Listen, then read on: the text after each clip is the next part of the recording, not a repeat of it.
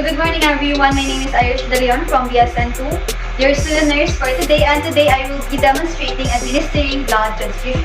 So first, for the assessment, we have to verify the medical order for transfusion of the blood product. Next is verify the completion of the informed consent medication.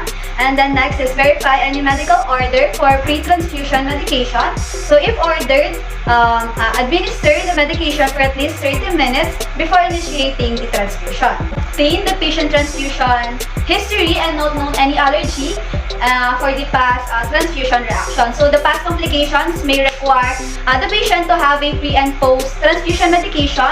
So this prevents further reaction transfusion. So next is we're now going to bring the necessary equipment on the bedside stand or our bed table. And then next is I will now going to perform hand hygiene and wear on PPE if indicated. So assuming that I wear on my PPE, so I will now going to identify the client. So this will eliminate errors and it will enhance the patient care. So next is I will now going to close the curtains and close the door in the rooms if necessary. So next is I will now going to explain what I am going to do, why I am going to do it to the patient, and then I will now going to ask the patient about the transfusion experiences, and I will now going to advise the patient to report any chills, itching, or any unusual symptoms. So this will reduce the patient's level of anxiety and it promotes safety for the patient. Now I'm going to assess the laboratory values to confirm the rationale of the transfusion. So for the nursing diagnosis, we have the risk of injury related from transfusion reaction. Next, for the outcome, the patient will remain free from infection after the blood transfusion. So next, for the intervention, I will now going to prime blood administration set with the normal saline IV fluid. So I will now going to put on my gloves if the patient does not have a venous access in place and initiate peripheral venous access.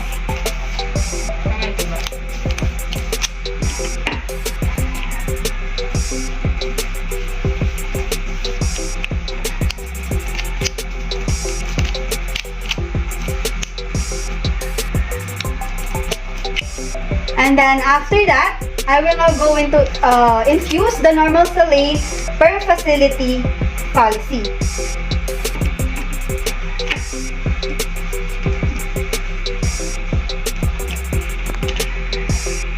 After that, I will now going to obtain blood product from blood banking according to agency policy. So scan for the barcodes on blood products. And then ensure expiry date and time is not exceeded and check the integrity of the pack and make sure it is a proper blood component.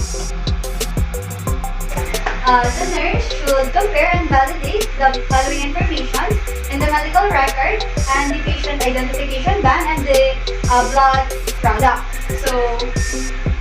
So first is the medical order for transfusion of blood product, informed consent, patient identification number, patient name, blood group and type, expiration date, inspection of blood product. So next is have emergency equipment available on the bedside stand such as oxygen suction, and then after that I am now going to obtain the vital signs before beginning the transfusion. So after that, I will now going to put on gloves if I am using an electronic infusion device, and then put the device on hold and close the roller clamp closest to the drip chamber on the saline side of the administration, and then close the roller clamp on the administration set below the infusion device. So alternately, if you are using a infusion via gravity, close the roller clamp on the administration. So after that, I am now going to close the roller clamp closest to the drip chamber on the blood product side of the administration set, and then remove the protective cup from the access port on the blood container, and then remove the cup from the access pipe on the administration set. So I will now going to close the drip chamber closest to the. I will now going to close the roller clamp closest to the drip chamber. And then after that, I will now going to remove the access port.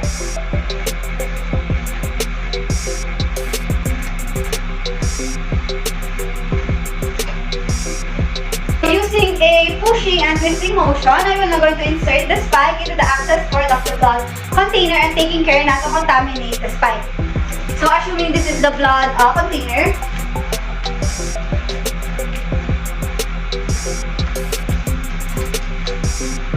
and then after that, I will now going to hang the blood container on the IV pole.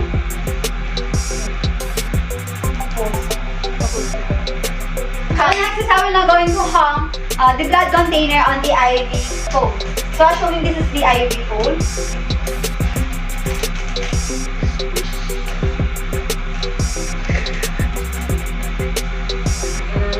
So now going to open the roller clamp on the blood side of the administration set.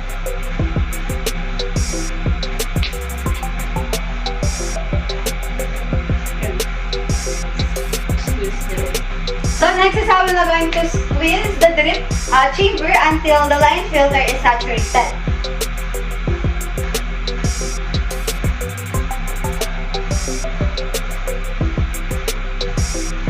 And then after that, I will now going to remove my gloves.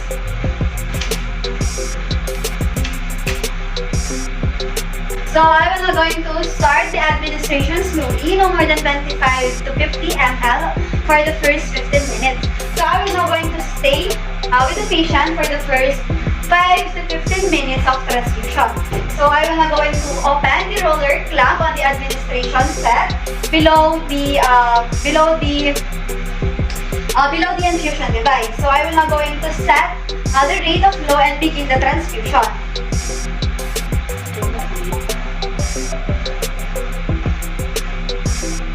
So alternately start the flow of solution by releasing the clamp on the tubing and counting the drops.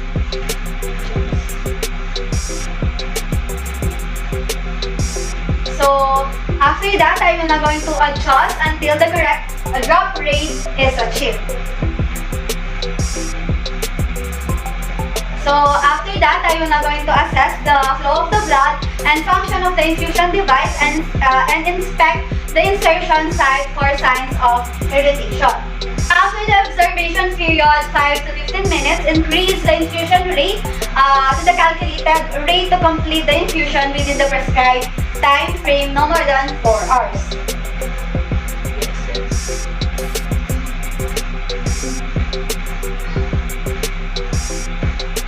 And then after that, I will now going to reassess the vital signs after 15 minutes and obtain vital signs thereafter according to facility policy and nursing assessment. So next is I will now going to reassess the vital signs after 15 minutes and obtain vital signs therefore according to facility policy and nursing assessment.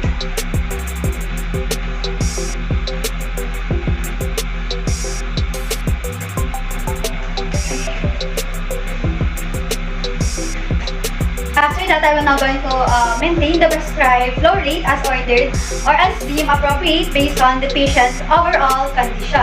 So keep in mind the outer limits. So for safe administration, ongoing monitoring is crucial throughout the entire duration of the blood transfusion for early identification of any adverse reaction.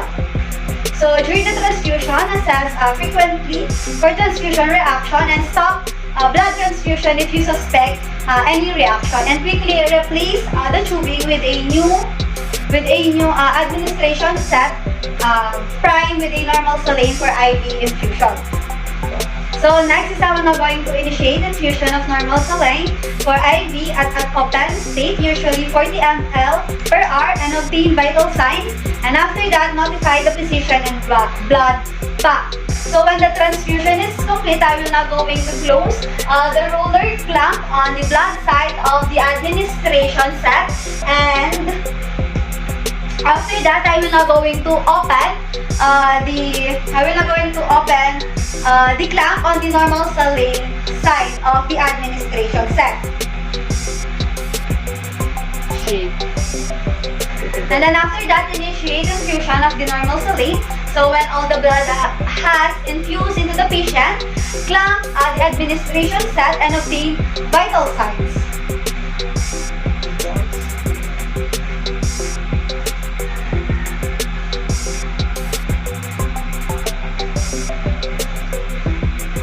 And then after that, I will now going to put on gloves.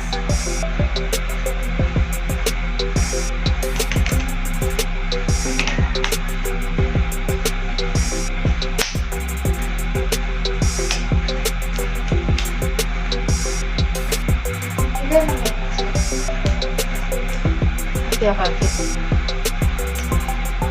2 minutes. 2 minutes. And then I will now going to cut the access site or resume previous IV infusion.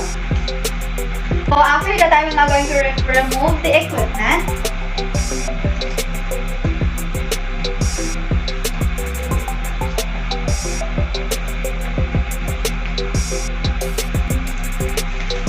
And then place it in a bin container. And then after that, ensure that the patient is comfortable. So ma'am, are you comfortable with your position right now? Yes. Okay, after that, I will now going to remove my gloves.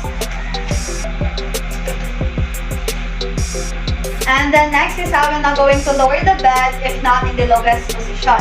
So next is I will now going to discard the waste in biohazard waste container. So for the evaluation, we have complete all documentation as required by agency documentation. Documentation may include the transfusion record form, all vital signs and reaction, any significant findings, inhabitation and termination of transfusion, record of transfusion on the in and out sheet, and blood component tags filled out and returned to blood bank. Good morning everyone, my name is Irish De Leon from ESN 2-year student nurse for today, and today I will be demonstrating essential interpartum newborn care or the EINC. So for the procedure, ensure that the mother is in her position of her choice while in the labor, and then next is I will be going to ask the mother if she wishes to eat or drink or void. So it is not advisable for the mother in a labor to eat or drink prior to delivery because it will only excrete during the delivery. So next is I will now going to communicate with the mother and inform her progress of labor and give reassurance and enough encouragement. So next, let's now proceed to the woman already in the DR and preparing for the delivery.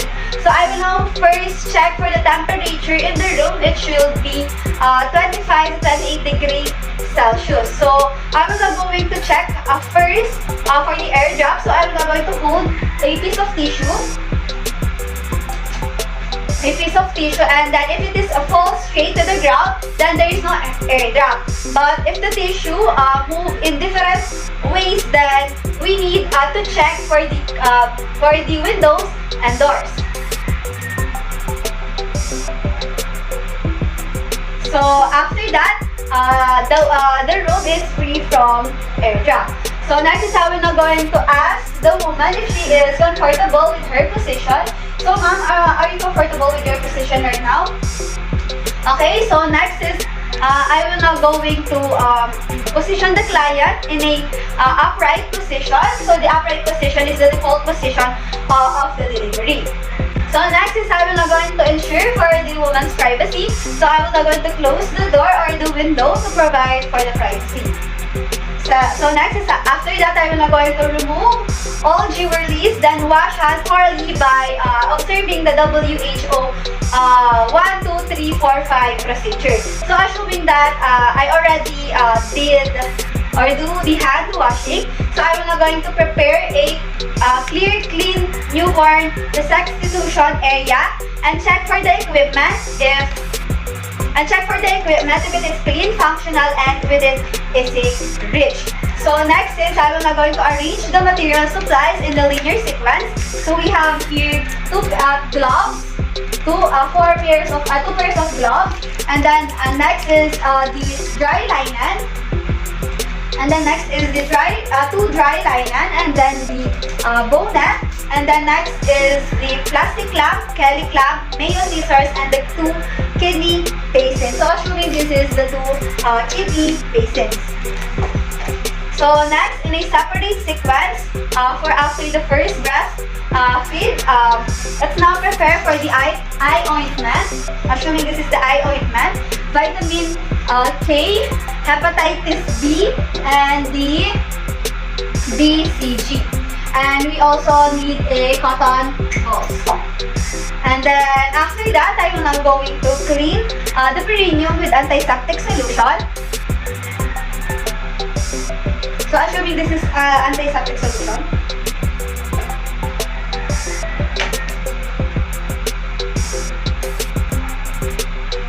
And then I will now go to discard this cotton balls. And then after that, I will now going to wash hands and don 2 pairs of sterile gloves.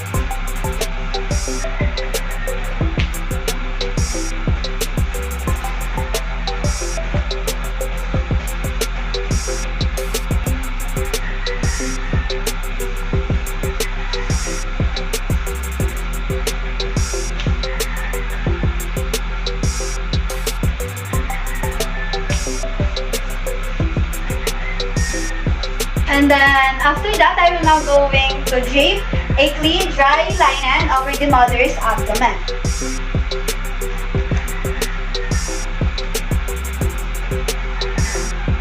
And then next is on the lower abdomen.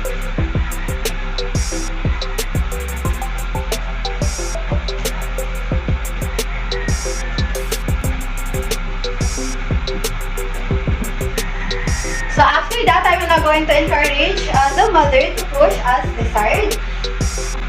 So inhale, exhale, 1, 2, 3, push, 1, 2, 3, push.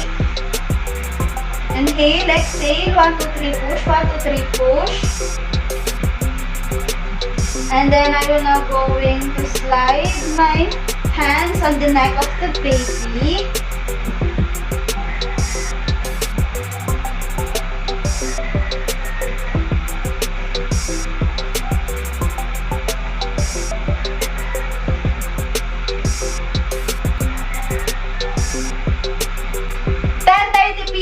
Boy.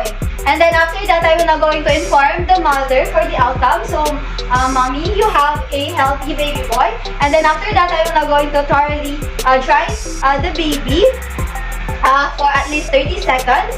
And then starting from the face and head of the baby. Starting from the face and head of the baby, going down to the trunk and the extremities, while performing a quick check for the breathing and applying a Apgar scoring.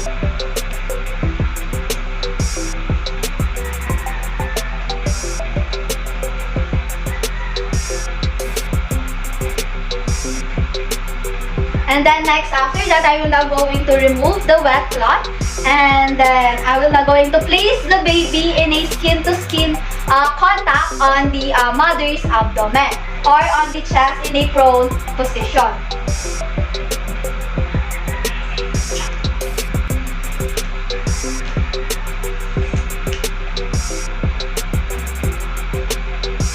And then next is I will now going to cover the baby's back with a dry linen and the baby's head with a bonnet. So assuming that this is a bonnet, to exclude the second baby by palpating the mother's abdomen and preparing for the injection of the oxytocin. And And then after that, I will now going to use the wet cloth to wipe from my soiled glove. So assuming that this is a wet cloth. And then after that, I will now going to give 10 IU oxytocin IV within a 1 minute of the baby's birth.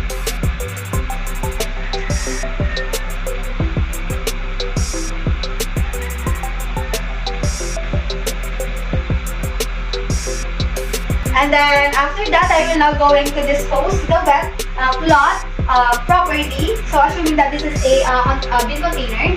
And then next is I will now going to remove the first pair of the gloves and decontaminate them with a 0.5 chlorine solution for at least 10 minutes.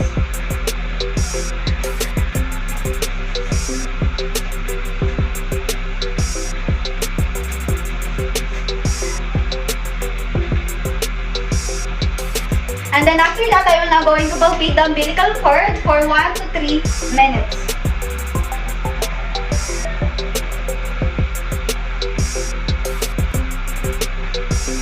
And then next is after the cord pulsation have stopped, I will now going to clamp the umbilical cord with a sterile plastic clamp at the 2 cm from the base.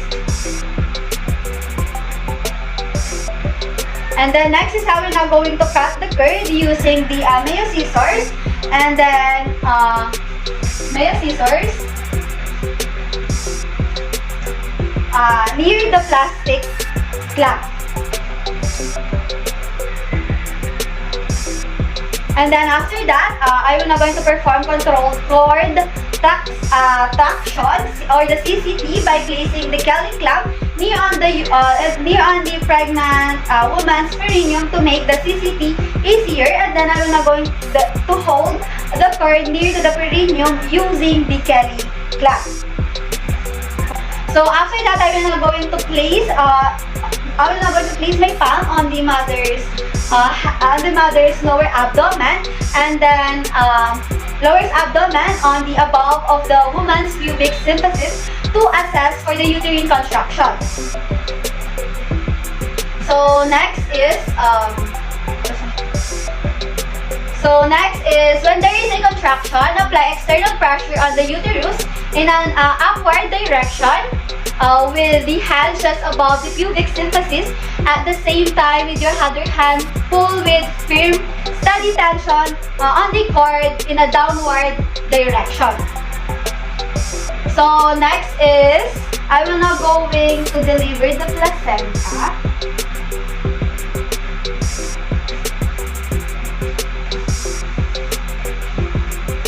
So I will now going to place the placenta on the kidney basin and check for its completeness.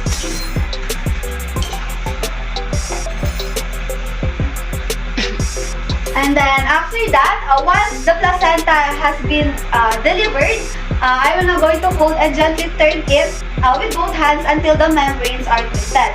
So slowly complete the delivery and gently move membranes up and down until delivered. Just like what I did earlier. So next is I will now going to massage the uterus after the delivery of the placenta until it's firm.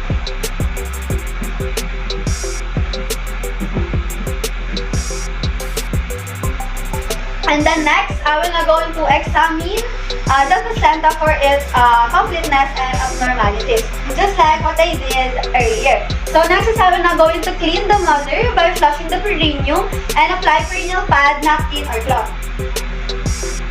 So assuming that this is a perineal pad, so I will now going to apply it on the mother's perineum.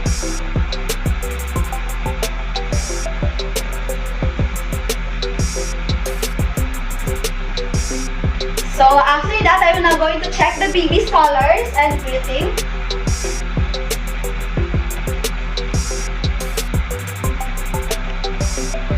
And then next is I will now going to check the mother if it is comfortable and palpate the uterus every 15 minutes for 2 hours. And then next is I will now going to dispose the placenta in a leak-proof container or plastic bag. So assuming that here is the plastic container, And then after that, I will now go into decontaminate a second pair of gloves before disposing before the disposal, stating that the contamination test for at least 10 minutes.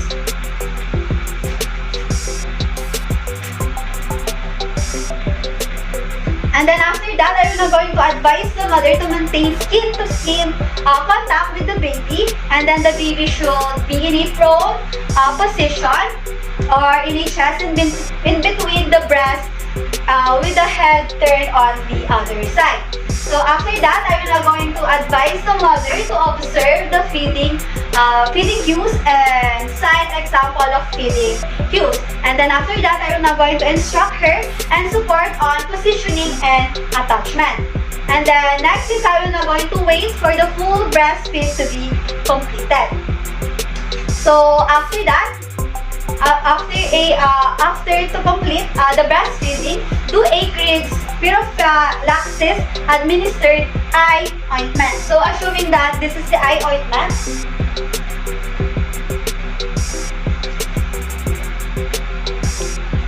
and then after that, thoroughly examine the baby.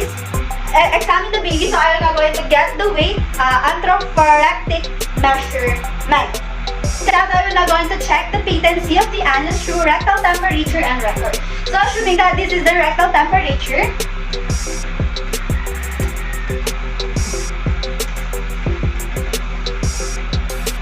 okay, after that,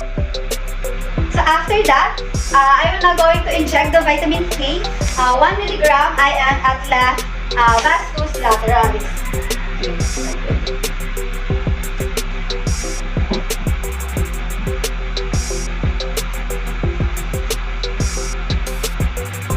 And then next is the hepatitis B, 5 milligram IM at the right vastus lateralis, and bacillus calmi uterine infection, which is 0.5 ml at the deltoid region.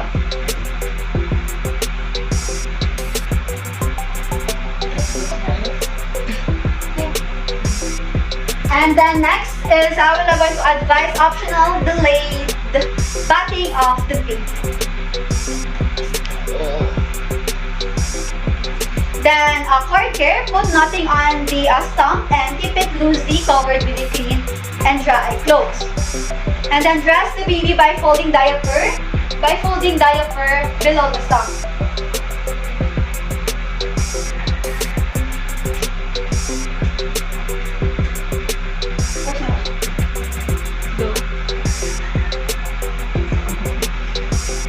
And then after that, going to dress the baby by folding the diaper below the stump. And then next is I will now going to attach and secure the name tag on the lower leg or upper foot. So assuming that this is the name tag.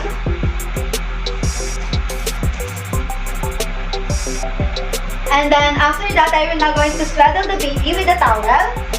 And then advise breastfeeding for demand of the baby. In the first hour, check the baby's breathing, color, and check for the mother's vital signs and massage uterus every 15 minutes. Next, in the second hour, check for the mother-baby dyad every 30 minutes for 1 hour. Next is I will now going to keep the newborn in the room with her mother and do not separate them and support exclusive breastfeeding on demand day and night. So assuming that I transferred the baby on the room of the mother, so after that I will now going to complete all the records.